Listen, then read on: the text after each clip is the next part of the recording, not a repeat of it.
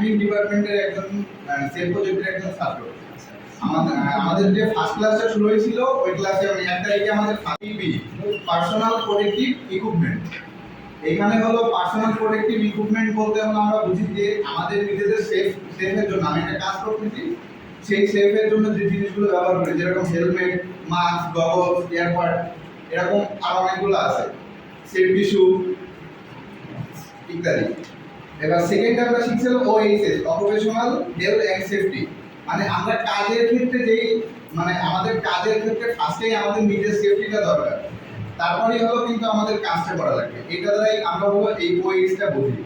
Next আমরা শিখছিলাম measurement. আমাদের মেজারমেন্টটা হলো দুই ভাগে ভাগ করা যায়, একটা ব্রিটিশ পদ্ধতি, একটা হলো ম্যাট্রিক পদ্ধতি। ব্রিটিশ পদ্ধতিতে হলো ইঞ্চি ফুট আর ম্যাট্রিকটা হলো সেন্টিমিটার, মিলিমিটার, ডেসিমিটার এগুলো। এরপর আমরা শিখছিলাম হলো 14টা সুতায় হলো 1 ইঞ্চি বা 8টা দাগে 64টা সুতায় 1 ইঞ্চি বা 8 দাগে হলো 1 ইঞ্চি। এটা হলো আমরা জানছিলাম। আর হলো ওই দিন আমরা আরেকটা জিনিস শিখছিলাম যে হলো 1/2 ইঞ্চি পাইপের জন্য আমরা কতটুকু কনসিল কাটবো, 3/4। আবার হলো 3/4 ইঞ্চি পাইপের জন্য আমরা 1 ইঞ্চি কনসিল কাটা লাগবে। এটা ওই দিন শিখছিলাম। দেন আমরা ওই আরেকটা হারুন স্যারের কাছ থেকে শিখছিলাম হলো প্লাম্বিং কাকে বলে।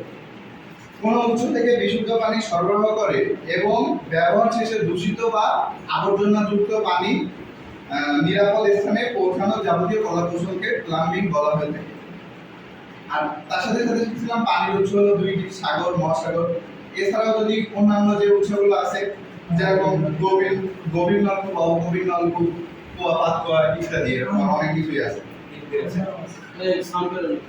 দেন হলো আমরা সেকেন্ড ক্লাসে আসি। সেকেন্ড ক্লাসে আমাদের সব স্যার ফার্স্টে আমাদের বলছিল কি হলো গতদিন একটা টপিক মিস দিয়েছিল, সেটা হলো প্রিভেন্ট মেইনটেনেন্স। এটা হলো যন্ত্রপাতির কর্মদক্ষতা বৃদ্ধি করে। অর্থাৎ কি কোনো একটা বস্তু বা কোনো একটা যন্ত্রের যে কাজ করার আগে যে ওই জিনিসটা পরীক্ষা করে নেওয়ার ফলে যে জিনিসটা বাড়ে, অর্থাৎ কি যখন আমরা দেখব যে কাজ করার আগেই ওই জিনিসটা পরীক্ষা করে নিলাম যে ওটা ঠিক আছে কিনা, তখন সেই জিনিসটা কর্মদক্ষতা বৃদ্ধি পাবে। আর এটাকে প্রিভেন্ট মেইনটেনেন্স বলা হয়ে থাকে। এরপর আমরা হলো ওই দিন আরেকটা জিনিস শিখছিলাম, 1 ইঞ্চি সমান 2.54 সেন্টিমিটার আর 1 ইঞ্চি সমান 25.4 মিলিমিটার। এটা মোটামুটি আমাদের সেকেন্ড ক্লাস ছিল। আরো ছিল ওই দিন কারা হলো একটা অঙ্ক শেখাই দেওয়া হয়েছিল, ইট বালু মাপার। এরপর আমরা আসছিল পাইপ, থার্ড ক্লাসে। পাইপ হলো আমাদের অনেক প্রকারই আছে, কিন্তু আমাদের মেইনলি হলো 6 প্রকার পাইপ নিয়ে কাজ। 6 প্রকার। সেখানে প্রথমেই আছে পিপিআর, পলিপ্রোপিলিন র্যান্ডম। এই পাইপটা হলো দৈর্ঘ্য হলো 10 ফিট হয়ে থাকে, ওজনে হালকা, দামেও কম, অধিক চাপ নিতে পারে এবং কম সিলের ভিতরে এই পাইপটা ব্যবহার করে থাকে। কিন্তু এই পাইপটার একটা অসুবিধা আছে, সেটা হলো অধিক পরিমাণে হিট এই পাইপটা নিতে পারে। সেকেন্ড পাইপ হলো পিভিসি, পলিভিনাইল ক্লোরাইড। এটাও প্লাস্টিকের, এটারও দৈর্ঘ্য 10 ফিট। এটাও অধিক চাপ নিতে পারে, কম অধিক চাপ নিতে পারে না, থার্ড হলো ইউপিভিসি, আনপ্লাস্টিক পলিভিনাইল ক্লোরাইড। এইটা হলো থ্রেড কেটে আসলে এই পাইপটা ব্যবহার করা হয়ে থাকে। 4 নম্বরে শিখছি সিপিভিসি পাইপ, ক্লোরিনেটেড পলিভিনাইল ক্লোরাইড।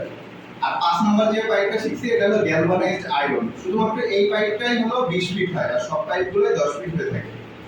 আর 6 নম্বরে যে পাইপটা শিখছি এটা হলো এইচডিপি, হাই ডেনসিটি পাইপ। এই পাইপটা হলো 100 বছরের গ্যারান্টি হয়ে থাকে এই পাইপটা। আর আরো দুইটা শব্দ শিখছিলাম, যেরকম আমরা থ্রেড টিপ বলি, থ্রেড টিপের আরেকটা নাম আছে, এটা হলো টেপনল টিপ।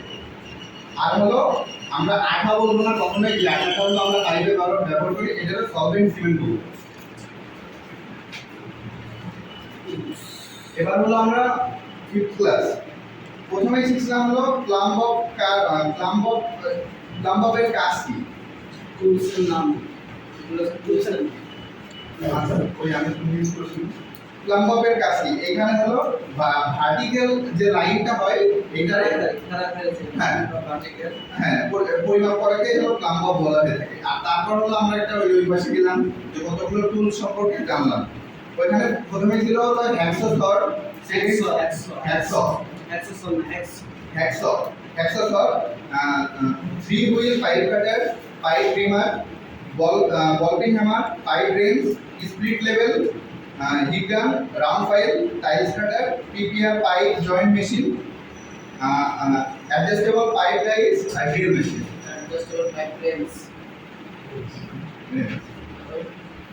এরপর আসলাম গতকালকে আপনি ক্লাসে সেই ক্লাসে আপনি আমাদের একটা জব দিয়েছিলেন।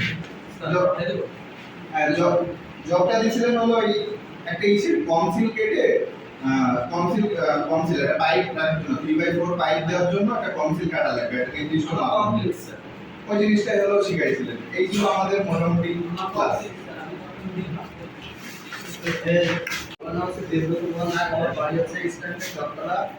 আমি বর্তমানে সেমিনারে প্লাগিংয়ে একটা কোর্সে আছি।